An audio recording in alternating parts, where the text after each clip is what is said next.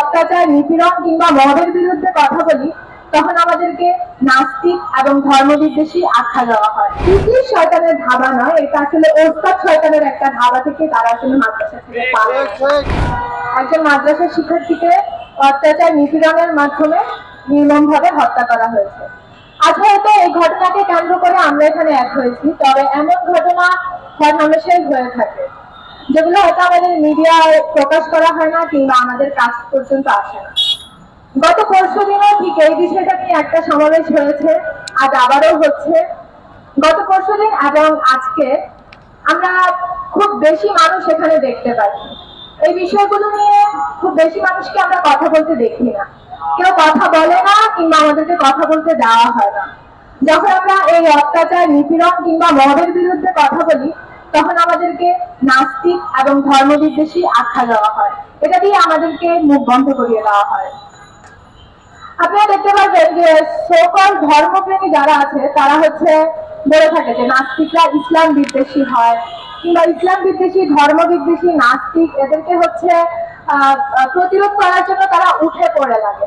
কিন্তু তারা এটা চিন্তা করে না যে কারা আসলে এই ইসলাম বিদ্বেষ গুলো ছড়াচ্ছে, কারা আসলে এই ধর্ম বিদ্বেষ গুলো ছড়াচ্ছে, তাদের বিষয়ে তারা নিষ্ক্রিয় ভূমিকা পালন করে। আমরা দেখি যে কেউ ধর্ম বিদ্বেষী কোনো কথা বলে কিংবা বই মেলায় ধর্ম বিদ্বেষী কোনো বই বিক্রি হলে এই জিনিসগুলোতে একটা মত তৈরি হয়ে যায়, সেখানে আমরা 40-50 জন মানুষকে দেখতে পাই। অথচ যারা এই ধর্ম বিদ্বেষ গুলা সৃষ্টি করছে, মানুষের মধ্যে ইসলাম বিদ্বেষটা ঢুকাচ্ছে, তাদের বিরুদ্ধে কিংবা একজন মাদ্রাসা শিক্ষার্থীকে এভাবে হত্যা করা হলো, এর প্রতিবাদে আমরা তেমন কোনো মানুষ এখানে দেখতে পাচ্ছি না। সেই সকল ধর্মপ্রেমীদেরকে আমরা এখানে পাচ্ছি না। বন্ধুগণ, আমি যে জায়গা থেকে এসেছি, আমার গ্রামের মধ্যে বেশিরভাগ মানুষেরই ধারণা যে গিয়ে বাচ্চাদেরকে মাদ্রাসায় পড়াবে, আল্লাহর পথে তারা যাবে। তো আমি আসলে আমার আশেপাশে যত মানুষ, বেশিরভাগ মানুষই আমার বাড়িতে তারা মাদ্রাসায় পড়াশোনা করে। তো একটা বিষয় দেখি যে যারা আমি অনেককে দেখেছি হাফেজি করে, তারা গিয়ে কয়েক পারা মুখস্থ করার পরে তারা মাদ্রাসা থেকে পালিয়ে যায়।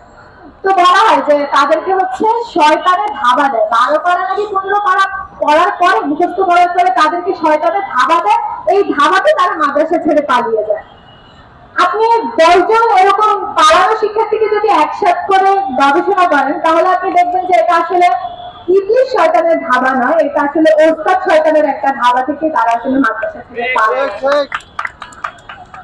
বন্ধুগণ, আমার ছোট বোন মাদ্রাসায় পড়ে, তো আমি তার কাছ থেকে একটা কথা শুনেছি, সে এটা তার হুজুরের কাছ থেকে শুনে এসে আমাকে বলেছে যে ওস্তাদ যেখানে বেতের বাড়ি দিবে, ওই জায়গাটা জান্নাতে যাবে।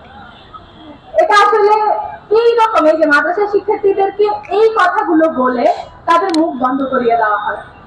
অন্যদিকে আমরা এই ব্যাপারগুলোতে, যে বিশ্ববিদ্যালয়ের শিক্ষার্থীকে হত্যা করা হয়েছে বা এই জিনিসগুলোতে আমরা যত মানুষকে দেখতে পাই, মাদ্রাসা শিক্ষার্থীকে হত্যার ব্যাপারে আমরা তেমন কোনো মানুষ দেখতে পাচ্ছি না, এবং আমাদের ইন্টারিম সরকারও এই ব্যাপারে গিয়ে নিষ্ক্রিয় ভূমিকা পালন করছে।